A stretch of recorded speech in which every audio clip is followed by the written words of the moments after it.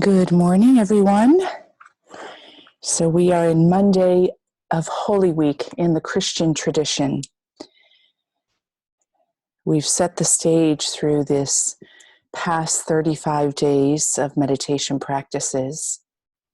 We've come into the climax of entering into the chaos of everything's changing, and there's chaos in the air. We don't know where that change is leading to. And then we open to the experience that we ourselves are a puja, that while we may have a puja to offer forth, to open up and surrender into, that in that very gesture itself on Saturday, we are that living puja, worthy of actually receiving the offering in our direction. And it brings us to today's topic, healing the relationship with Jesus. I'm hoping that you took a little bit of time to reflect before this morning to see if there are any ways that you feel your own relationship with Jesus is in need of healing. If there are any ways spiritually or theologically you get into your head about Jesus, whether it's the person of Jesus, whether it's what Jesus represents, whether it's Jesus as an archetypal energy. If you move away from this deep center of being, we could call it heart, but I think it's more than heart. Then what that says is you have a division between you and what the embodiment of God that Jesus represents, points to, or is, depending on your experience. And we stand at an amazing precipice in our Western collective consciousness, because I have been working with thousands of people over the year, tens of thousands of people over the years, many of whom have a fragmentation in their openness to what might be experienced or learned in Jesus, through the person of Jesus. And at the same time, find themselves completely open when they read a poem of Rumi or reflect on a teaching of Buddha, or even look at an anecdote of Gandhi, or talk about the great witness that Mother Teresa gives. And so the very fact that there can be hesitancy when it comes to another person in the collective history of humanity says there's need of healing. Because if there wasn't a need of healing, then anything that is reputed to have been taught by Jesus or embodied by Jesus would be received without animosity or without a stance around it. It would just be received simply like a child receives goodness when it experiences goodness. That's what I want for our humanity. I don't have any interest in people believing in Jesus in any traditional sense, but I do long that there be an easefulness and a flow and a receptivity to what can be experienced of divine consciousness in relation to this Jesus. And so it brings me to a great question with you. Are there any ways that you need to heal your relationship with Jesus? And even if you have to couch it in saying, well, no, I believe in Jesus, but I just don't believe in Jesus's followers. Even that has a divisive quality to it. One that we could take up in another sharing at some point. One where we could share, and it's not just one-sided me sharing. And it's true, right? Every tradition, the followers in the tradition tend to systematize and limit the essence of the teaching that is contained therein. But it doesn't just happen in the Christian tradition, and it has happened in a terrible way. I have wept so often. And I have taken responsibility for what my own tradition and the tradition of my childhood has done to people. I have no qualms about apologizing on behalf of this tradition. We have been terrible. But every tradition has been pretty terrible. The stories are hidden because they are in different cultures than our own. So what can we do to heal our relationship with Jesus in such a way that even if we were to quote something that we think Jesus said, we don't need to defend why we're quoting it? Look at the plethora of greeting cards out there. I remember years ago, I wanted to get funding to do a whole line of greeting cards that were all sayings of Jesus, just because nowadays they're so beautiful and they're quotes from every direction, from guides, from angels, from archangels, from Buddha, from Hafiz, from Kabir, from Rabia.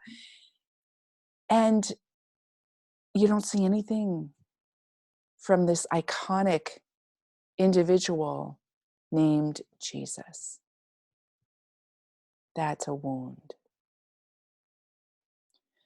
If you've read my book, you'll remember that one of my most influential experiences was when I was walking home when I was about 5 and being caught up in the dance of nature, and then having an existential sadness arise in wondering what life was about, and having God intervene like a lover immediately and reveal deeply that life is just about being and becoming in God.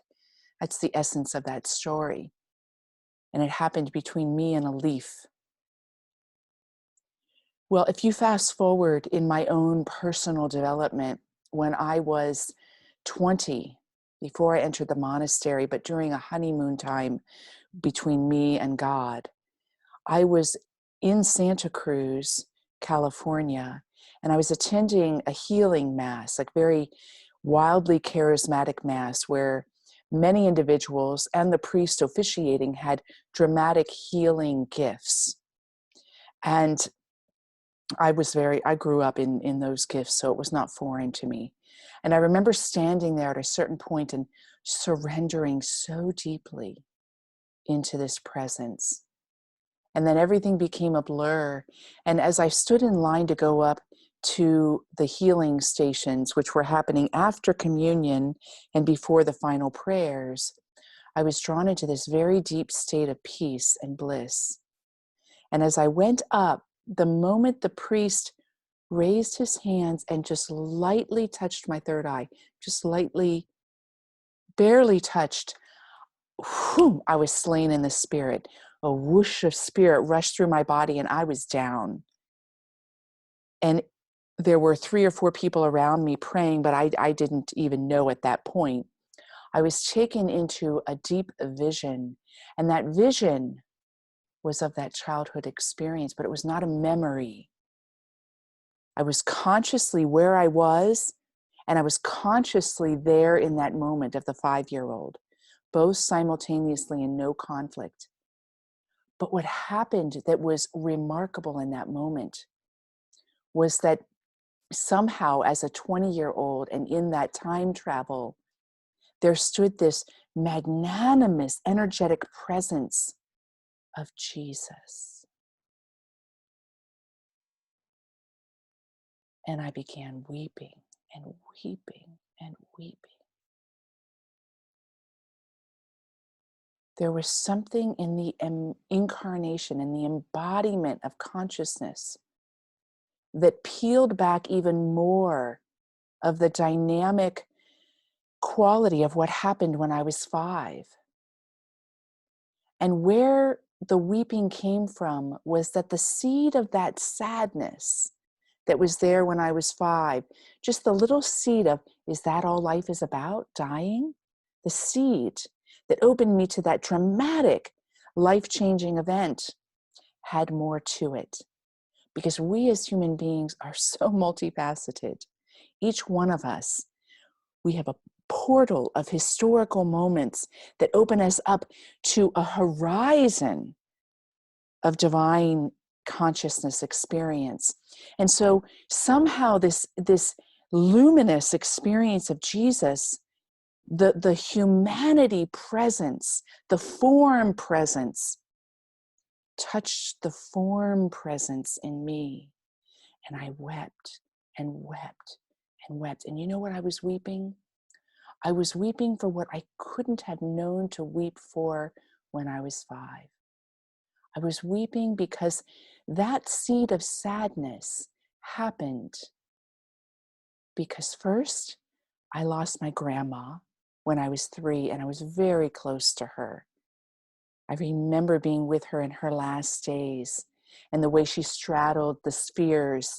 She was dying of cancer. Interestingly, I just watched Dark Waters last night in Cincinnati. She died of cancer. And she was straddling into the etheric heavenly realms. And I almost lost my mom when I was 4. So early on, my life was influenced by loss and by loss of women that were very close to me. Now, when I was 5, psychologically, I didn't have the emotional development to go there. I didn't connect the dot that part of that sadness of wondering if life was only about death came from my human experience. But when I was 20, and in the energetic presence of Jesus, the form that divine consciousness took allowed me to touch the form of my humanity, not with my head, but with my being. And therein, this healing could take place of the loss, the simple, simple loss, without conjecturing, without framing it, without putting it into my spiritual lesson, just the guttural need to move and be presenced in the loss. That is something, whether we look at this person of Jesus as a symbol, whether we believe Jesus existed or not, doesn't matter. Whether we see it as an archetypal form, whether we believe historically that this person did have some semblance of existence that we see in inspirational writings, it doesn't matter. But what does matter is that something about this presence, something about it is the incarnation of consciousness in form. And it hits the invitation that you and I have that divine calling to be the incarnation of consciousness and form. And we do so by honoring all of our humanity. So that's why I think the healing of the relationship with Jesus is so important. So let's go ahead into our devotional. I invite you to close your eyes.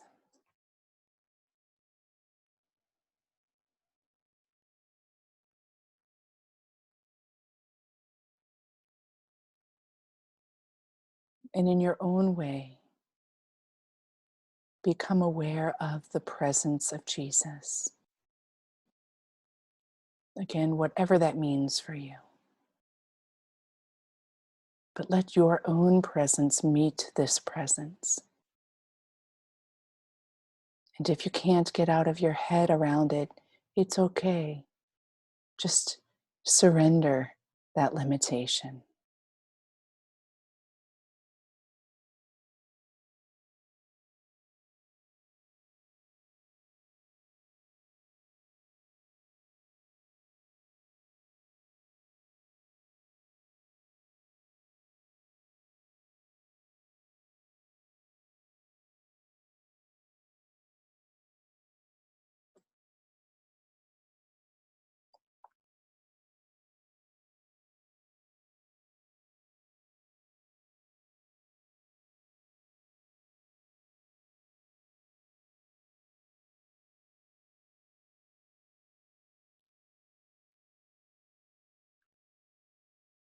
In Jesus,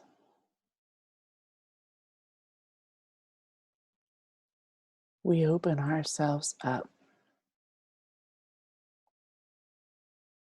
to healing,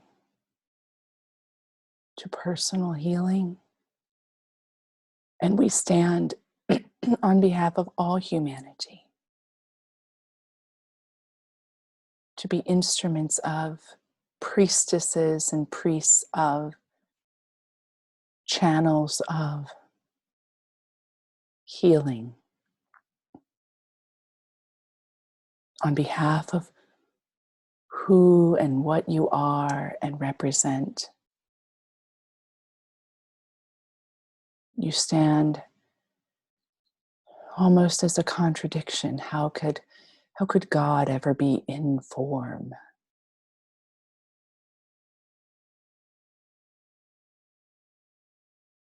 And though your very presence dismantles what it means to be holy and sacred.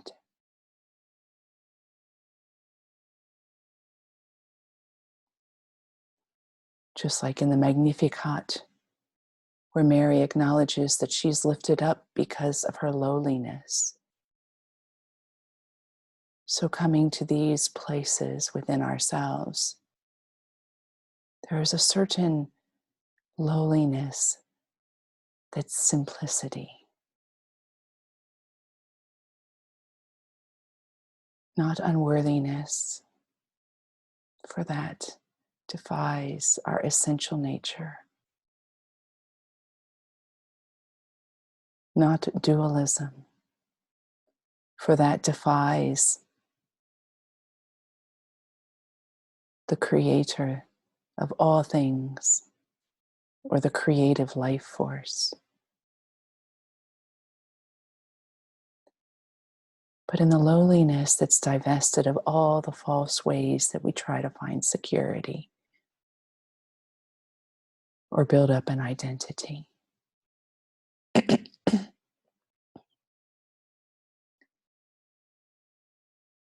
We let go of seeking you, of seeking presence, of seeking awareness, so that we may find that we could never lose what we already have and are.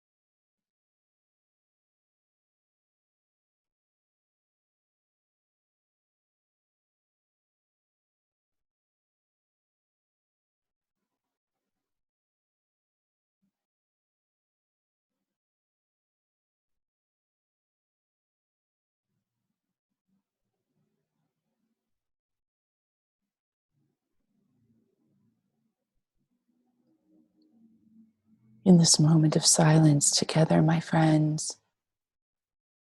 let's allow ourselves to be a prayer. A prayer is simply a turning and an opening of heart. It doesn't have to have words.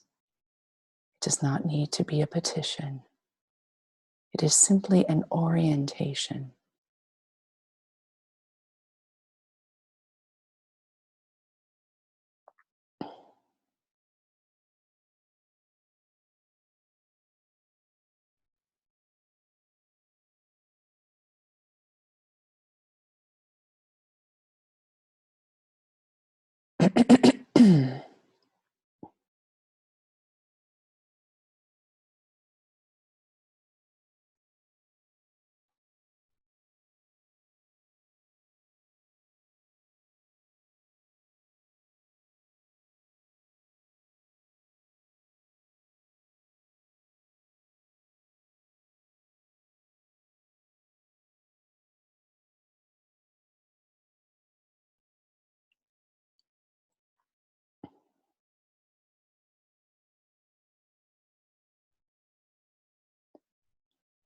One thing I ask,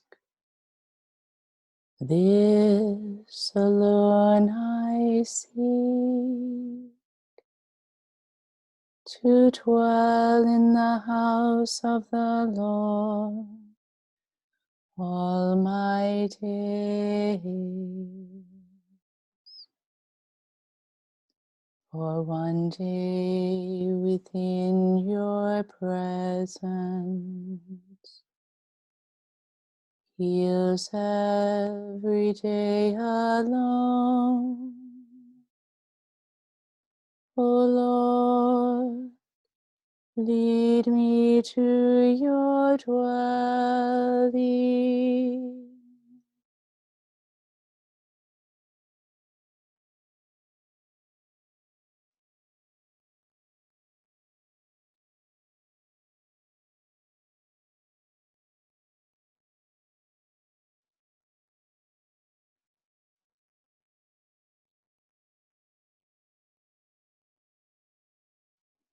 And as we bring this devotional to a close, I invite you, if you wish, all optional, to be a walking prayer today. A prayer that our humanity will never take a stand against anything that points to goodness.